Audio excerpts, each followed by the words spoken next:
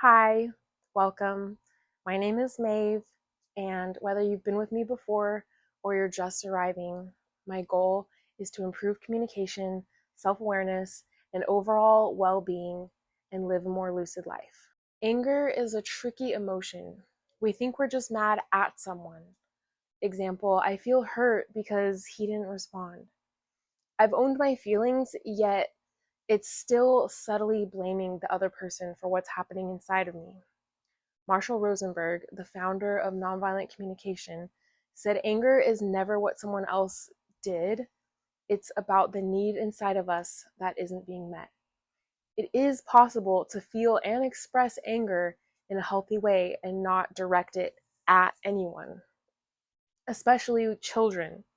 Joe Hudson was on a podcast recently and said he got overwhelmed with his kids fighting and asking too many questions in the kitchen.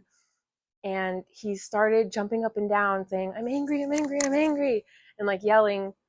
And his 8-year-old daughter looked at him and said, that's some pretty good anger, Dad. Meanwhile, my father would have likely raised his voice at me and said, what's wrong with you? Ah, and like just, scared a tiny little girl. So that creates a vicious control and shame loop that can't be easily undone. It's not really necessary for a grown man to project his anger out on a child, regardless of what the child is doing. Because again, someone or something may be the stimulus for a reaction, but it's never the cause of our feelings or our anger. When something painful or uncomfortable happens, Rosenberg reminds us that we always have 4 choices in how to respond. We can blame the other person, we can blame ourselves, or we can connect to our own feelings and needs, or connect to the other person's feelings and needs. And a good practice for expressing anger would be to stop, breathe, identify our judgmental thoughts, like he should have responded, she doesn't care, and then connect with our needs. What's actually alive in me right now? What am I longing for? And express both our feeling and unmet need. Another good first step, if we're feeling reactive and maybe we're not that practiced with knowing what our needs are or how to express feelings or even knowing what we're feeling, if we can kind of take a little step back and just gain a little bit of self-awareness and even express in a way that says, ooh, my ego like really wants to call you a name right now. It really wants to say something judgmental. So I think I need to pause and check in and figure out what I'm needing or feeling. I'm feeling this urge to yell, and maybe we should not do this right now. So you can kind of take the observer stance and even say, like, my ego just heard that you want to leave. Like, is that true? It is possible for anger to dissolve when we can connect to our needs. So Marshall teaches that when we're connected to feelings and needs or someone else's, anger can dissolve quickly because even the Bible also equates anger to murder and heavily discourages one from feeling anger. And I admit I'm still a little confused at what the true charge of anger is and what's happening when it lingers for too long for many people who never got to complete the instinct of defending ourselves.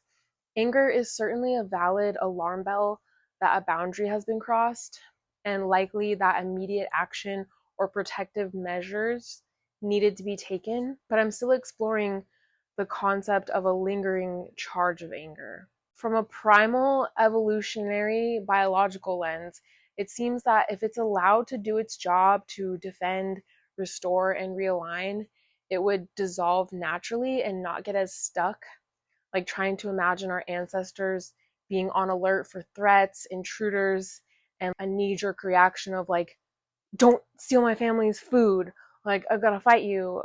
And maybe you empathize with their need for food for their family. I don't know. So for me, it's a little bit nuanced because I was never allowed to feel anger as a child. So I drop more easily into the grief or sadness that my need isn't met.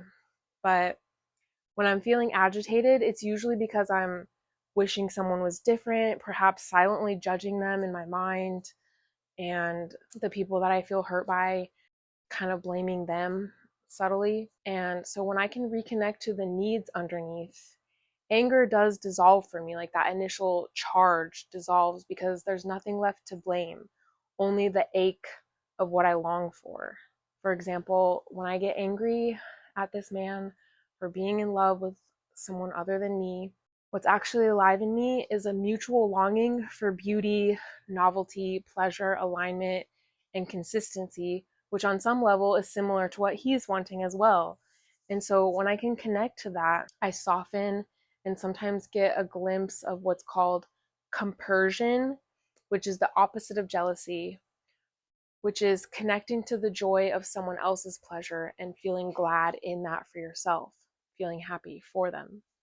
When I can hear someone else's feelings and needs or my own, I touch our shared humanity. Anger turns back into connection.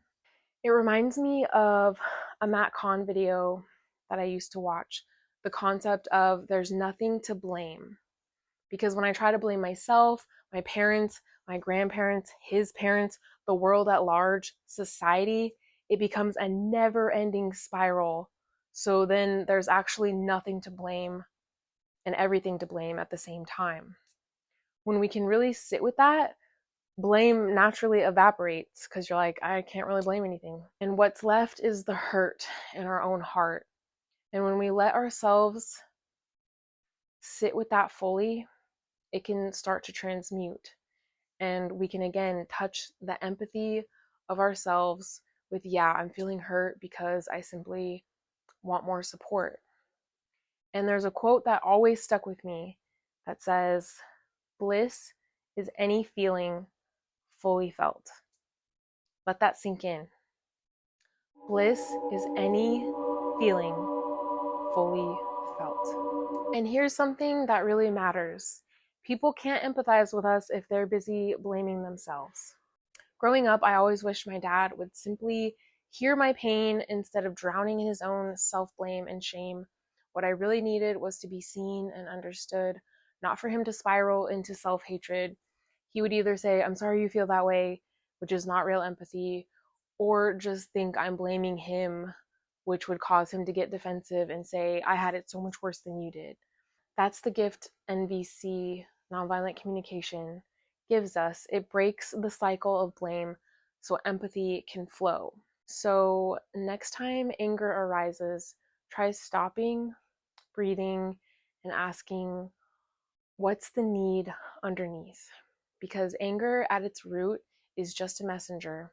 And when we listen deeply, it doesn't destroy us, it transforms us, which leads us into forgiveness.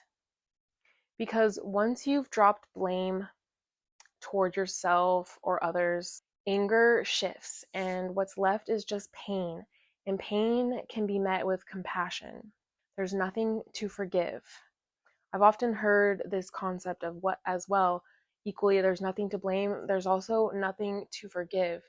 It took me a while to grasp what this meant, but for me, the best example I can give of this is unforgiveness would be like me being upset that my friend in a wheelchair can't walk. And I don't sit there and tug at her legs and think, come on, just get up, you can do it. And as sad as it is to say, I kind of have to see my father through this lens because even though I think he should have known better, he should have been able to do better, he simply doesn't have the capacity or the emotional intelligence that I long for. And there is nothing to forgive because he had his own traumas and wounds from childhood as well. And all we can do is accept. And we are all actually doing our best with what we've been given, even though sometimes we think, no, I could have definitely done better, or no, they could have done better. The reality and the hard truth is that in that moment, you couldn't have done better, or else you would have. Period. We're all doing our best. And if the men that hurt me could have done better, they would have. Our egos will try to argue this, but we're all just humans doing the best we can to meet our needs, sometimes in tragic ways. And so forgiveness doesn't mean what happened was okay. Forgiveness is the number one concept mentioned in the Bible as well. And I do believe that there's a reason. So the root of unforgiveness is identifying with the feelings of pain and trauma and not the highest truth. The peace that is available when we stop identifying with the pain and the traumas. So forgiveness isn't a feeling, it's a decision of faith. It's declaring we will not be defined by what hurt us any longer. And from that place, the heart can finally rest. Anger has done its job. It pointed us back to our needs and compassion, and forgiveness becomes the natural exhale. Anger is the sting that says, I've been hurt. Forgiveness is the salve that soothes. When we remember there was never an enemy, only two hearts reaching for needs. Thank you for watching. Thank you for being here. Please like, subscribe, and share if this resonated or if you know someone that could benefit from this channel. So have a blessed week, and I love hearing from you guys in the comments. Thank you so much. So the topics I've discussed today come from this book by Marshall Rosenberg. I highly recommend that you grab yourself a copy. It was one of the most life-changing books I ever read, and I think the world would be a better place if everyone could read it. You can grab yourself a copy using my affiliate link below, and I appreciate you so much. Thank you for being here.